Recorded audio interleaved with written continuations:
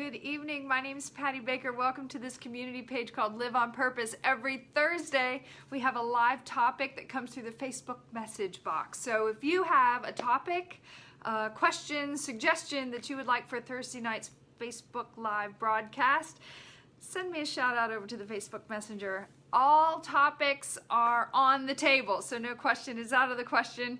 And tonight's topic is about relationships and the price of relationships. So a quick shout out to all of you who are joining in. I hope that you all are having a wonderful, wonderful evening wherever you are. If you are joining me recorded and this is your first time joining, it is a live broadcast, so I do like to say on the front end a shout out to those who are joining in and also at the end. If you have not liked or followed this page, please do so. And you can also start a watch party if you're joining live. In addition to that, if the topic tonight is awesome for you and you think it'd be awesome for someone else, you can also share the message. And you can share it to your personal page. You can copy the link and you can send it in to Facebook Messenger, a text message, email, wherever. So without further ado, for those of you who are joining in live tonight, there is a 10-second delay. I see you, but I won't acknowledge you unless you make a comment. So just a quick shout out to everybody who's on now, and a special hello to you, Robbie, and also to you, Sunny. Great to see you guys here tonight as always. Tonight's hot topic is about the price of relationships. I think it is the price of admission into relationships, if you will. There is always a price to pay. Hey girl, good to see you, Paula. There's always a price to pay to get into a relationship. And I have had a smattering over the last several months of relationship topics that I've just kind of lumped in tonight because I think there's an overriding theme to all of them. You might live with a workaholic, somebody who lives like a pig, they may be like over the top Jesus freak church going people who actually live there more than they do at home. Motorcycle enthusiasts who are on their bikes more than they're at the house. The garage dwellers, the hoarders, the don't want children people, want all kinds of kids running around.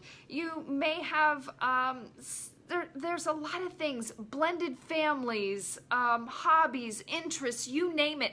Everything's out there, and the question is, what's the admission? What's the price of admission to get into a relationship? Because you're considering all of these things. There is a price to pay to be with a person. Period. There's a price. You are not always going to get what you want, and there are certain things that aren't going to go your way. Okay? So settling down with someone, and I'm talking about this in the confines of a partnership, but we'll lay this over friendships, co-workers, and everything like that in a few minutes. But settling down with someone requires you to figure out what you're willing to settle for. So when you're willing to settle down, realize you're going to have to settle for. And because nobody's perfect, that's the reality. And so what price are you willing to pay? Somebody else can speak into your relationship and say, oh, that's not that big of a deal, or oh, I don't know what you're talking about, or oh, I would love to have someone like that. But you're the one who's having to pay the price. So be clear about what you're willing and not willing to pay for in a relationship. Those are the must-haves and the concrete conditions that you need to have in a relationship. I said to someone recently, when I made the decision to begin dating, these are some conditions that I set for myself, some foundational conditions, and I listed what those were. So now I've already set the tone of what I'm looking for, right? Now from there, I really need to dive in as I get to know somebody and find out, all right, these are their must-haves, these are their willing to compromises, these are their idiosyncrasies, these are the things that I love now, can I put up with it 10 years from now kind of thing, if I'm looking into a long-term relationship. And all of my dating is purposeful, right? I'm here to tell you, living on purpose is a great thing. And when you have that, I'm going to do this purposefully, I'm intentionally dating with this end goal, and you make that known to the other person, all the cards are on the table. So now you're not having to be a chameleon to say, oh, okay, I can be like that. I can be like this. I can put up with that. I can put up with this for a little while, right? Until I get you. And then all of a sudden you try and change them, and they're not chameleons. So work out the price up front. You dive into a relationship too quickly, and you get hooked up, shacked up, laid up, knocked up, and now all of a sudden you're screwed up. Because you dove into a relationship so fast that you didn't take into consideration the price. And now all of a sudden you're like, oh, there's all these hidden costs. No, honey, you just didn't read the fine print. You just dove into that relationship, and then there you are. That's your fault. That's not theirs. So you got to slow your roll and begin to look at what that relationship involves and how much you're willing to pay for it, because we're all going to have to pay a price to be in a relationship. How long does it take to figure that out? Well, let me tell you, I don't know. I wish I did. I don't have all the answers. I look to the Bible for everything that I bring to you, and I don't know how long it takes. I don't see anything biblically that says it takes a week, a month, a year, 10 years. I don't see anywhere that it gives a timeline that says this is what we need to do. However, I will tell you this. In today's modern culture, we spend more time considering the next vehicle we're going to purchase than we do the next bed we're going to lay in. We spend more time considering the house we're going to buy than we do figuring out who we're going to marry. We spend more time considering whether we should jump ship from one job to another. We take more time to consider a job change than we do getting out of a bad relationship. But we'll stay in that longer. So we need to slow our roll down a little bit. I don't know about you, but I like to look a little bit closely at everything that's going on and know what's happening. Now, my personality, I'm very intense. I'm intentional, but I'm intense. And I can come off as being bold. I lack tact sometimes. I can be blunt. And when I want something, I go for it. And if I'm all in. I don't just ease into the water until it warms up and then ease a little further. I just dive in head first, and then we'll figure it out as we go. And then as soon as I'm like, hang on. I'm not going to commit to this here. We're not going to get in. We're exploring the options of a long-term relationship right now. I'm not going to commit to this because of X, Y, and Z, because I'm not willing to pay that price, whatever that is. So we're always constantly considering these things in our mind. The question is, do we just lay them aside and say, oh, well, it's okay, and then we just try and negotiate it out in our minds without talking to someone else? If you're willing to get into a relationship, then don't complain about how much it's going to cost you or how much it is costing you, because you've already made the decision. You're already in it. Let me give it to you this way. So this summer, you would love to go on a week's adventure. And I don't know, make it 2 weeks. Let's just make it 2 weeks. I want us to take 2 weeks vacation and do an adventure. I don't care. You pick the place. Where do you want to go? You want to go to Spain? Want to go to Ireland? Would you like to not just eat the tour of Italy at Olive Garden, but actually tour Italy? Maybe you just want to get in a motorhome and road trip across the United States. Maybe it's to take you and your family and extended family to Disney World. I don't know what it is, But what is the adventure that you would love to do? Now, consider the cost. And we think about this and we go, okay, I want to go to Tahiti. I'd love to spend 10 days there.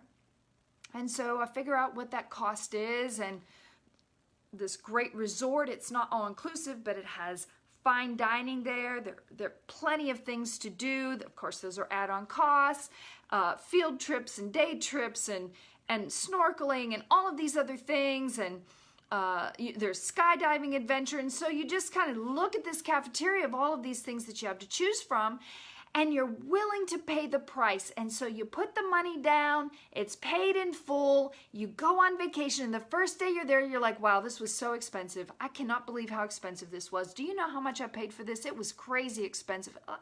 Oh my gosh, look how much this costs. Do you know how much we paid for this? Complaining the whole time. How do you enjoy a vacation? How do you enjoy the adventure when you're so busy complaining about the cost the whole time? And that's what you do when you get in your relationship. Is you get into this relationship and you're on this adventure and you're complaining about the cost of it the entire time. Complaining generates conflict. So how do you change this? I cannot tell you how many inbox messages I get through Facebook. My partner, how do I change this? How do I fix that? These questions that I get coming in, they're crazy. Let me give you a few examples.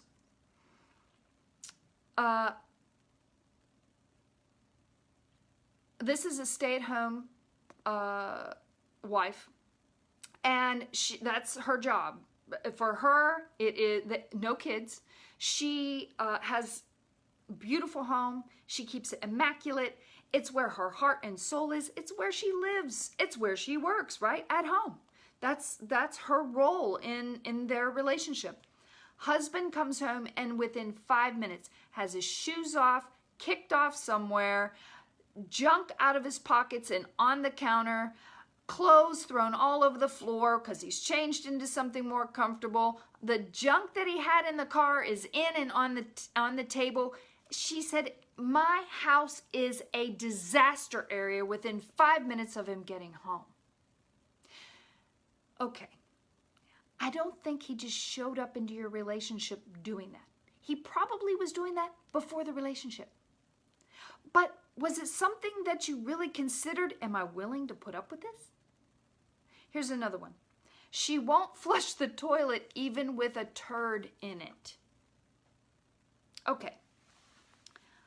My response to him was, did she live wherever she lived before, or growing up, did she live on well water? Because if you know, in some parts of the country, many are still using well water, and because of the pump, the pressure, the time of the year, you don't flush all the time. So was she part of that upbringing? You gotta ask. Otherwise, you're just like, oh my gosh, really? A turd in the toilet? He said, do women really do that? Okay, this is what I told him. Flush the toilet. Forget it. If she's been like this for the last 2 years, you're not going to fix it. A woman talks about her husband being, this wasn't a husband, this was her partner. They've been together for several years. I'm just going through some of these. So partners, husband and wife, they're domestic partners. And she says, he's nothing but a workaholic.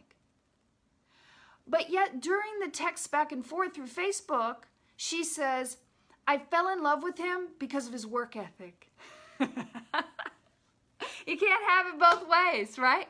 What you loved, you now loathe. Isn't that interesting? How about this? Clothes can't seem to find their way into the hamper. But wait, the next one says, there are too many clothes finding their way onto the credit card. These things that become complaints get aggravating You begin complaining, it creates conflict, and then you spiral down into a rabbit hole in your relationship. And at some point, you have to ask yourself, am I willing to accept this? Am I willing to accept this? Am I not willing to accept this? And if you can't, then you need to go. And if you can, pick up the clothes off the floor, put them in the hamper, flush the toilet for your girl, because that is the price that you have paid to go on this adventure. I want to talk for a second about perspective. Because if you want to change, if you want change, you have to change. And you know this saying, you can't do the same thing the same way, the same time, and expect to get a different reaction out of it. It's just stupidity. But if you change how you approach or respond to a person, then you can change the reaction of the other. Unfortunately, we live in this self-centered society that says, I'm not going to do it. I'm always the one. I'm the one. It's me who's always doing, right? At some point, you have to ask yourself, can you accept the price that you paid to be in the relationship you're in? And if you are, shut up. Change your perspective. What are they doing that you never have to think about? Have you ever thought about that? Hi, Ray. Hi, Miss Linda. What are they doing that you never have to think about? I am going to share a personal story with you about myself. When I became single, I developed a pet peeve for not having toilet paper on the roll when I reached around for it. That irritates me. Who does that? If you use the last on the roll, put on a new one. I don't get it. Why is it that every time I turn around, it's a cardboard roll on a toilet paper holder? But wait, there's more. So then there's the toilet paper tower that all you got to do is, while seated, just reach down, pick out a roll. That's right. It never seems to get on the toilet paper holder. What is that? What is that? That irritates the heck out of me. Did I tell you? I live with 3 people. Me, myself, and I. And none of us can get toilet paper on the toilet paper holder. Really? Really? Really? And I thought, why is it that I've never had this problem before and all of a sudden I'm having this problem now? I'm almost 50 years old. Can't I get it together? Why is all of a sudden this becoming a problem? Guess what, folks? It's always been a problem. I just happen to be married to a man who, for 15 years, changed the toilet paper roll every time it was out. That's why I always had toilet paper. And when I came to that realization, I couldn't tell him because he passed away.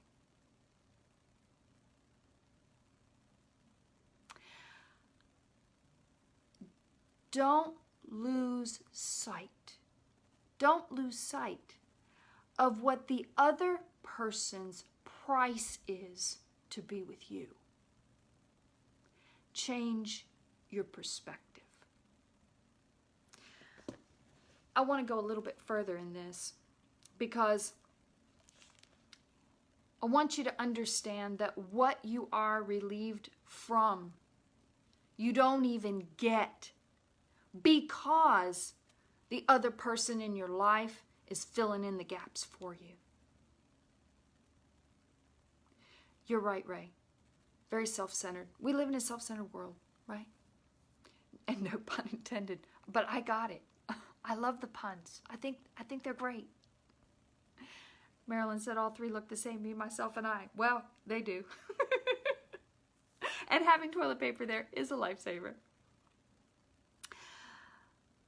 I want to take you to a book in the Bible called Philemon. I used to call it Philemon, but it's Philemon.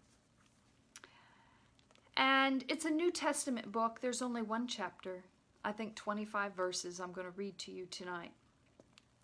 I'm choosing this book. There's a lot you can glean off. We could make 5 or 6 passes here like a drive-through and pick something else out every time. But what I want you to take a look at is to dig a little deeper into this as it goes to relationships. And I don't want you to just look at this as we're going through it just for love relationships. But I also want you to see it as for your coworkers, for fellow students, for your neighborhood, for your extended family, for those in your family, right? For your friends, and for people at church. Ugh, I know, right? Like God puts all misfits in church and says, okay, y'all work it out. That's how we're going to get sanctified, right?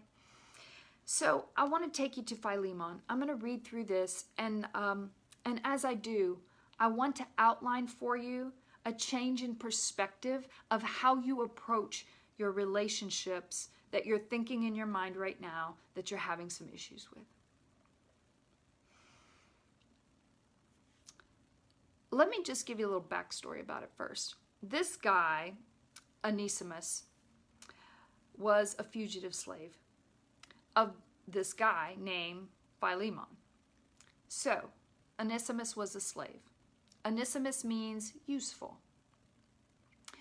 And the Apostle Paul, who was Philemon's friend, Paul's in jail.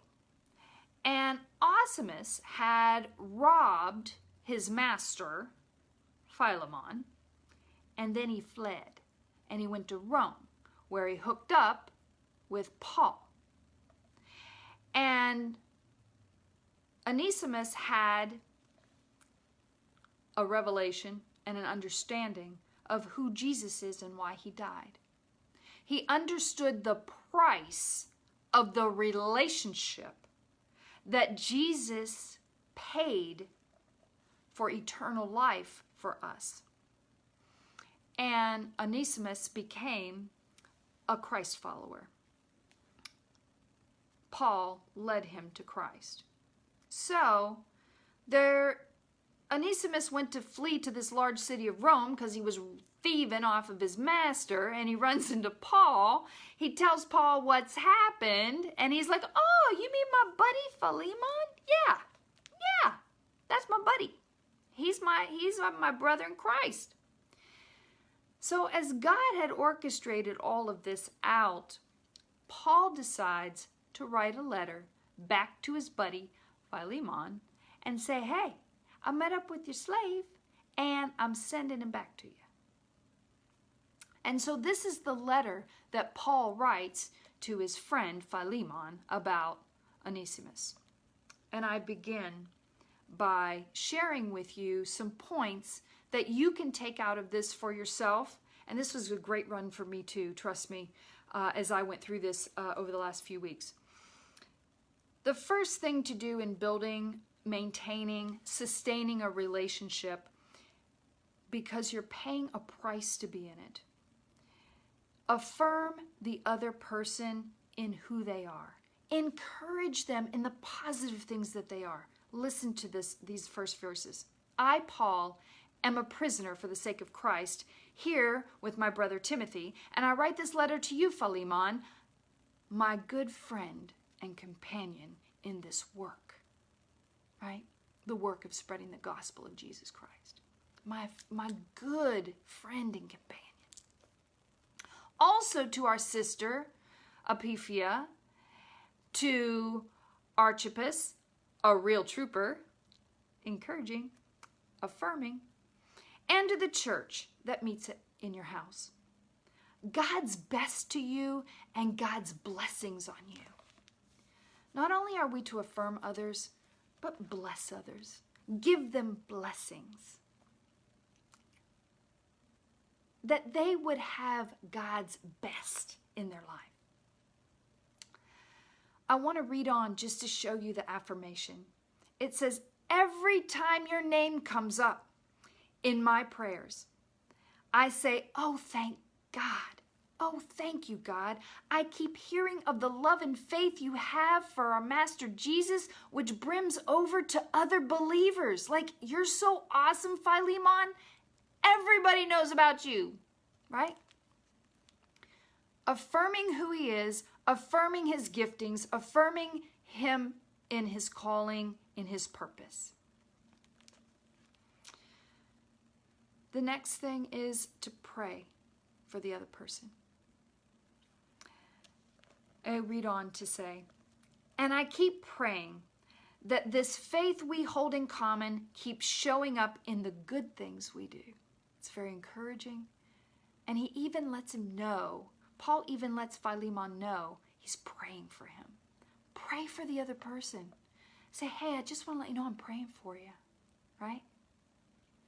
Not, I'm praying for you, right? There's an attitude behind that. Remember, we're changing perspective, we change attitude, we change our words, we change the culture, we change the dynamic in the relationship. We're talking about the price of relationship. You change the economy in your relationship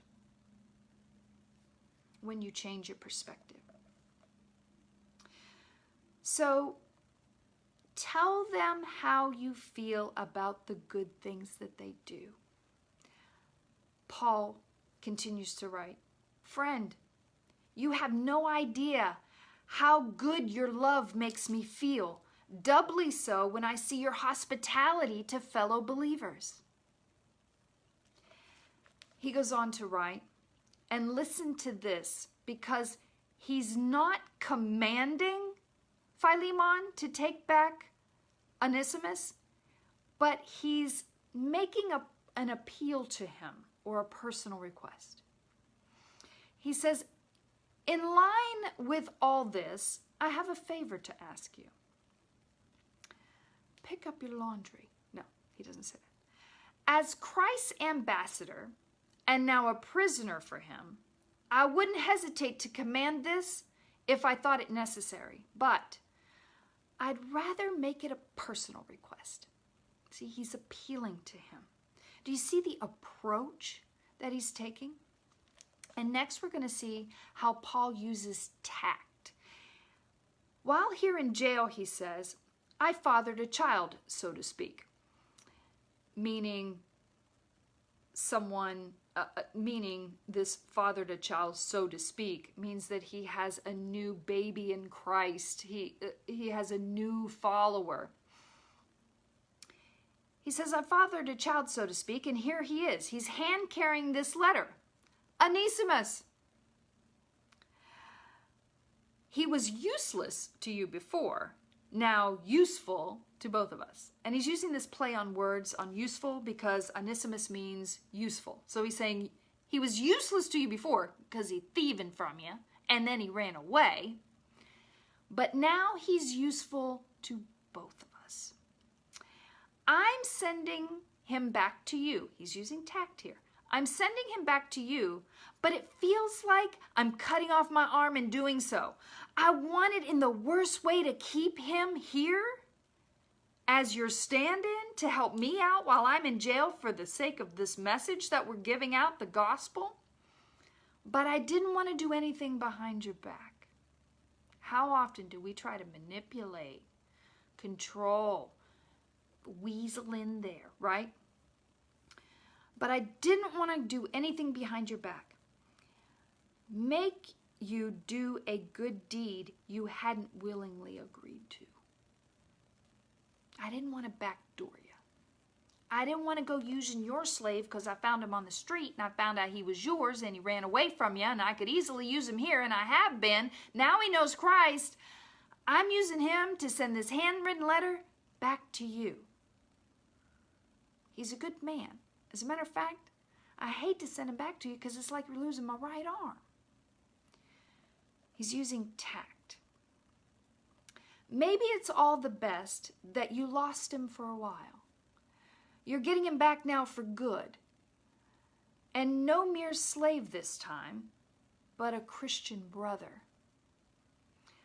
That's what he was for me. He will be even more than that for you. What Paul is asking of his friend is rather than killing the slave when he returns, which during that time period, not only would you kill the slave, but all of them in the family, just to make a point. He's saying don't kill him, because he's not just a slave now. He's a brother in Christ, and how much more that you can use him and be with him and partner with him for the gospel. What Paul is asking with tact is for Philemon to use grace. Grace.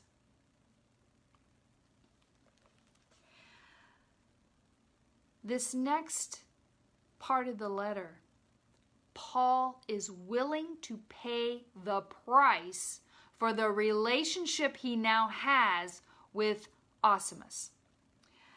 I continue.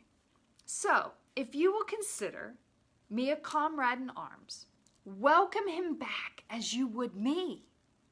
If he damaged anything or owes you anything, chalk it up to my account. This is my personal signature, Paul, and I stand behind it. I don't need to remind you, do I, that you owe me your very life. Do me this big favor, friend. You'll be doing it for Christ, but it will also do my heart good. I'm willing to pay the price for whatever he's done, whatever you've lost as a result of him not being there, whatever he's taken, whatever he owes you, charge it to me. Because he's my brother, and I'm willing to pay the price for the relationship with him to restore back to you. And then Paul finishes out, and this is my next point, expect the best in others. Always expect the best.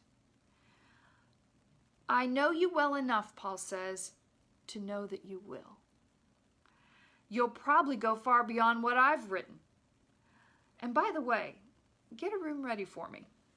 Because of your prayers, I fully expect to be a guest again. Because he's writing this from prison and he hopes to get out. And then he goes on to finish out.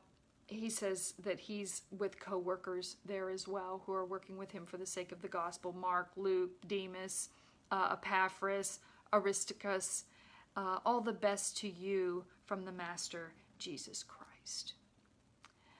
We could read through this time and time again and come up with something different each time. It's just so rich with good wisdom and knowledge, and it would help us with understanding in various areas of our lives. But as I look through this chapter with you, and I will put it in the comments when this goes recorded, and then you can read it on your own. I've read it tonight in the Message version, but you can read it in any version, but I'll put the link up for the Message version.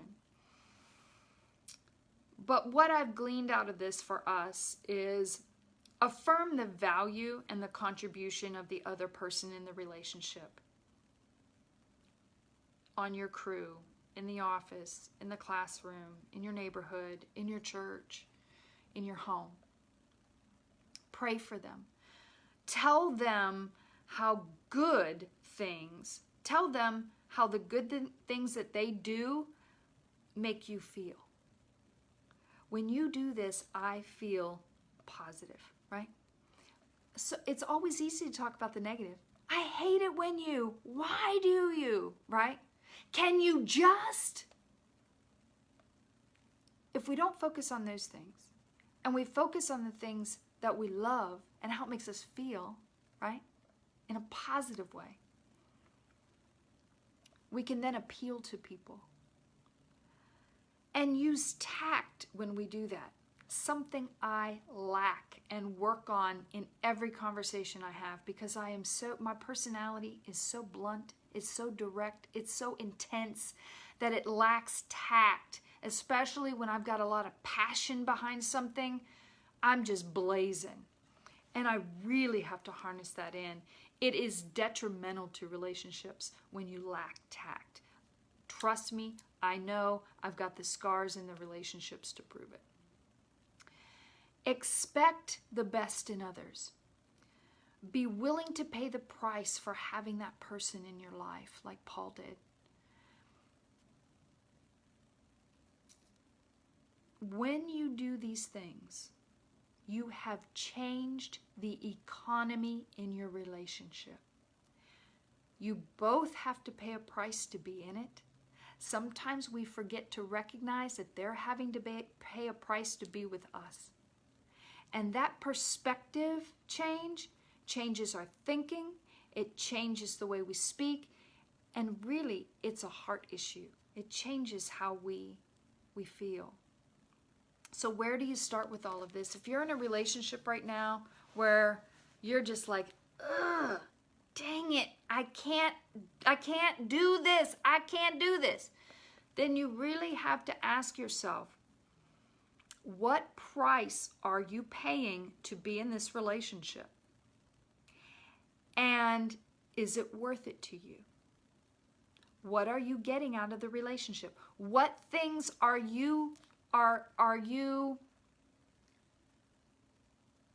not having to do, are filling in the gaps for you that you wouldn't have otherwise? Change your perspective, because they're paying a price to be with you.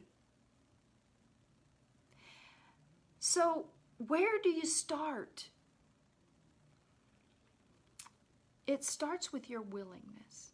That's where it starts. Doesn't start anywhere else but with you. Because you can change the atmosphere, you can change the temperature of the relationship if you are willing to change your perspective.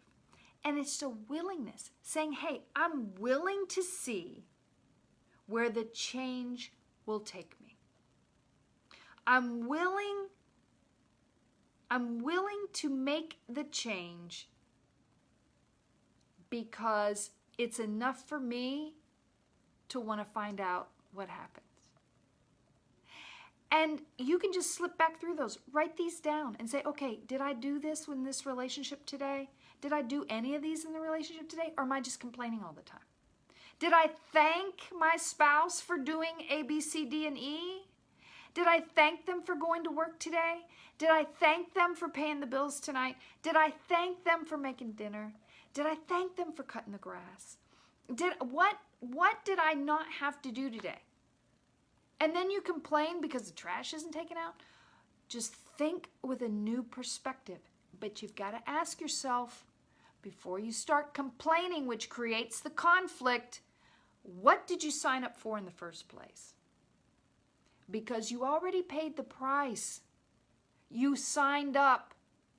So you either get out of it, stay in it and keep your mouth shut, or change your perspective and have an understanding of where things are. Because if you can utilize some of these things that Paul did with his friend, then maybe you can change the economy in your relationship. Can all relationships be changed? No. It takes two people. I get it. I really do. And it's not easy when it's one-sided. It's really not. But if you're willing to invest in it for yourself to see how far that can go for you, then take up courage and do it. And don't do it one time and say, well, that didn't work. Because you've been doing it the other way for so long, it's going to take some time and it's not going to come easy. It's really not. And for some of you, the relationship's done. You know it's done. You want to hope that it is, but it's not, then get out of it. It's unhealthy for you. Whatever the partnership is that you have going on, Maybe it's a business relationship. You're like, hey, this business isn't going well. Okay, then get out. What's the price that you've paid to get in? How? Because it's costing you. And is it worth the price of admission? Maybe it's not. Maybe you need to go and talk to your partner and say, hey, listen, this business isn't cranking out the way it needs to be, and I think we need to shut it down and part ways.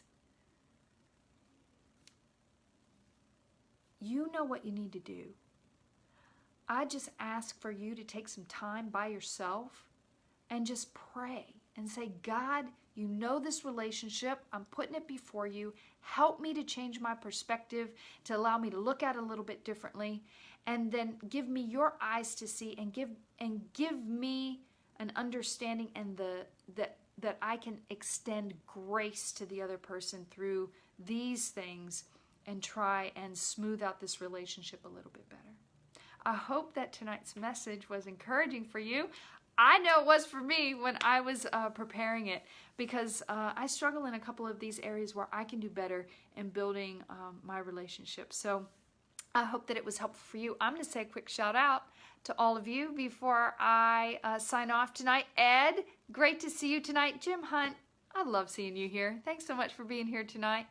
And who else? Oh, and everybody else that's in the house. I'm so glad that you're watching, and I enjoy coming here every Thursday to spend time with you. If you have a question, topic, suggestion, send it to me in Facebook Messenger. No question is out of the question, and I usually do them in the order in which they're received. The topics are focused around intentional living tonight, about being intentional with your relationships. I hope that you have a wonderful rest of the day. Love God, love others, and love yourself. Live on purpose.